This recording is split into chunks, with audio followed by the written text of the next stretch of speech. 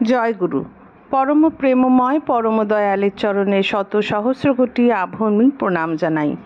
পরম আরাধ্যা জগৎ জননী শ্রী শ্রী বড়মা, পরম পূজ্যপাদ শ্রী শ্রী বরদা এবং পরম পূজ্যপাদ শ্রী শ্রী আচার্য দেবের চরণে শত সহস্র কোটি প্রণাম জানাই। আপনাদের প্রতি প্রত্যেককে আন্তরিক জয়গুরু। পূর্ববর্তী ভিডিওগুলিতে আমরা দেখছি যে ষোড়শীবালার বিবাহের পর শ্বশুর গৃহে এসে সারা দিন নানান রকম কাজে কর্মে সে ব্যস্ত থাকে, কিন্তু তার দৈনন্দিন এই জীবন মোটেও মসৃণ ছিল না। নানান অসুবিধা, বাধা, বিঘ্ন, সমস্যার সম্মুখীন সে হয়েই চলতো। এই সমস্ত সমস্যার কিভাবে সমাধান হতো সেটি হচ্ছে আজকের আলোচনার মূল উপজীব্য বিষয়। ষোড়শীবালার সাংসারিক কাজে ইদানিং মারাত্মক ভুল ধরা পড়ছে, যা তার স্বভাব বিরুদ্ধ। সংসারের শত কাজে উদয়াস্ত পরিশ্রম সে করেই চলে, তাই তার কাজে মন নেই এ কথা ভাবাই যায় না। খেতে বসে নুনে পোড়া তরকারি মুখে দিয়ে কর্তা খাওয়া ছেড়ে উঠে পড়েন। একই ভুল ফিরে ফিরে হয় কেন? বউয়ের মুখে জবাব নেই। কর্তামা ধরে ফেলেন বউয়ের বাসন মাজায় ফাঁকি, ধোয়া বাসনে সক্রি দেখিয়ে বকাবকি দিয়ে তিনি বউয়ের বাপান্ত করেন। ষোড়শীবালার হাত থামে না, কাজ থামে না, প্রাণ বেরিয়ে যায়, তবুও হয় ভুল। ধোয়া বাসন আবার ধোয়, খাবার ফেলে দেওয়ায় আবার রান্না করে। অতটুকু মেয়ে এত শক্তি পায় কোথায়? এত গাল মন্দ শোনার পরেও মন ভাঙ্গে না, মান করে না।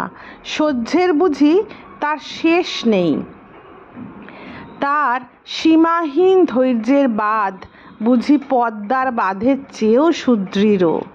কোনো অবস্থাতেই ভেঙে গিয়ে সংসারকে ভাসিয়ে দিতে পারে না। অবশেষে বড় মাসি শাশুড়ি নিস্তারিণী দেবীর তৎপরতায় নিস্তার পেল বউ। তিনি ধরে ফেললেন বউয়ের সুখ্যাতিতে ঈর্ষাকাতর এক বিধবা রমণীর কুকীর্তি। হাতে নাতে ধরে ফেলায় জানল সবাই এসবের জন্য দায়ী কে, দোষী কে। কথাটি না কয়ে বধূ শুনল সব। প্রতিবাদ করা যে তার কাজই নয়, শুধু জানল তার কাজে ত্রুটি হওয়ার বৃত্তান্ত। শাশুড়ি মাতা আরও একবার পরিচয় পেলেন তার বৌমার সহ্য শক্তি। অমন যে কর্তামা, তিনিও বিচলিত স্বরে বলে উঠলেন, বোবা বউ, এত যে বকুনি খায় তবু বলে না যে সে নির্দোষ। বাংলা 1316 সালের পৌষ মাস। মাতা মনমোহিনী দেবী একটি কন্যা সন্তানের জন্ম দিলেন। মা মেয়ের নাম রাখেন গুরুপ্রসাদী। খুকি আশ্রয় পায় তার বৌদির কোলে। বৌদিকে বৌমা বলে ডাকে শিশুকন্যা। শিশুসহ গোটা সংসারের দায়িত্ব বহন করে ষোড়শীবালা। তার সেবার পরিচর্যায় সংসারের স্রোত সচল থাকে। কলকাতায় ডাক্তারি পড়ার ফাঁকে ফাঁকে ষোড়শীবালার স্বামী বাড়ি আসেন। বধূর কর্ম নৈপুণ্য দেখে মুগ্ধ হন তিনি। গৃহকর্তা গৃহিণীর কাছে জানতে পারেন বড় বধূমাতা সন্তান সম্ভবা। খুশির জোয়ারে উপচে পড়ল চক্রবর্তী বাড়ি। শাশুড়ি তার গুরুদেবের চরণে প্রার্থনা জানালেন এমন লক্ষ্মী বউয়ের শিবের মতো ছেলে হোক। বৌমাকে পাঠালেন পিতৃগৃহে। 5ই অগ্রহায়ণ 1318 সাল। সন্ধ্যারতি হওয়ার সাথে সাথে পাবনার রামগোপাল ভট্টাচার্যের বাড়িতে নবজাতকের কান্নার সুর ভেসে উঠল। সন্ধ্যায় মঙ্গল আরতির সাথে বেজে উঠল মঙ্গল শঙ্খ। সন্তান প্রসব করে অসুস্থ হয়ে পড়ল ষোড়শীবালা। চিকিৎসা চলতে থাকে। ষোড়শীবালার ধ্যান করে স্বামীর মুখচ্ছবি। মনে জপ করে স্বামীর দেওয়া মহামন্ত্র। নাম ও নামী একত্রে বিরাজ করেন তার হৃদয়ে। এতেই সে ক্রমে সুস্থ হয়ে ওঠে। অশৌচান্তে মনমোহিনী দেবী বধূ মাতাকে নিজ গৃহে নিয়ে আসেন। নাতিকে বুকে তুলে নেন। নিজ কন্যা ও নাতি একই সঞ্জীবনী সুধার প্রসাদ পেয়ে বড় হয়ে উঠতে লাগলো পাশাপাশি। বড় নাতির নাম রাখলেন অমরেন্দ্রনাথ। ডাক্তারি পাশ করে অনুকূলচন্দ্র ফিরছেন হিমায়তপুরে। এলোপ্যাথি ও হোমিওপ্যাথি দুই মতেই তিনি চিকিৎসা করেন। রোগের সাথে রোগীর, দেহের সাথে মনের চিকিৎসায় দিকে দিকে তার খ্যাতি ছড়িয়ে পড়ল। জীবন রক্ষাকারী পরম বৈদ্য তিনি। হিমায়তপুরের পদ্মাপাড়ে ছোট একটি আশ্রম গড়ে উঠেছে, নাম সৎসঙ্গ আশ্রম। সৎসঙ্গের প্রতিষ্ঠাতা শ্রী শ্রী ঠাকুর অনুকূলচন্দ্র। দলে দলে নরনারী দেশ দেশান্ত থেকে ছুটে আসছে তার পদপ্রান্তে। ধনী দরিদ্র, পণ্ডিত মূর্খ কেউ বাদ যাচ্ছে না। ধীরে ধীরে একটি অনুপম উপনিবেশ গড়ে উঠেছে পদ্মার পাড়ে, এক মহাজীবনকে কেন্দ্র করে। গুরুকে কেন্দ্র করে ধর্ম আলোচনায়, কীর্তন আনন্দে, আশ্রম উন্নয়নী গঠনমূলক নানান কার্যে মহানন্দে তাদের দিন কেটে যায়। আশ্রমবাসীর সংখ্যা প্রায় 100 খানেক। এতগুলি মানুষের অন্ন ব্যঞ্জনের ব্যবস্থা করতে হয় আশ্রম জননীকে।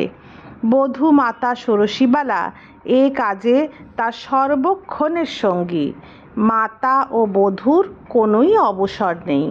সকলের খাওয়ার শেষে হেসেলে যখন আর কিছুই অবশিষ্ট থাকে না, হাঁড়ি কুড়ানো ভাত কটি একটু নিম পাতা সেঁকে খেয়ে নেন এক ঘটি জলের সাথে। শ্রী শ্রী ঠাকুর স্থায়ীভাবে এক জায়গায় থাকতে চাইতেন না। কখনো বিশ্ববিজ্ঞানের ঘরে, কখনো মাতৃমন্দিরের পাশে, কখনো পদ্মার ধারে ছেঁচা বেড়ার ঘরে, মুক্ত আকাশের নিচে তাঁবু টানিয়ে মোটা কাপড় চট বা ত্রিপলের ঘেরা দিয়ে ঢাকা ঘরে। এইভাবে তার সাথে বাসা বদল হয়েছে কতবার।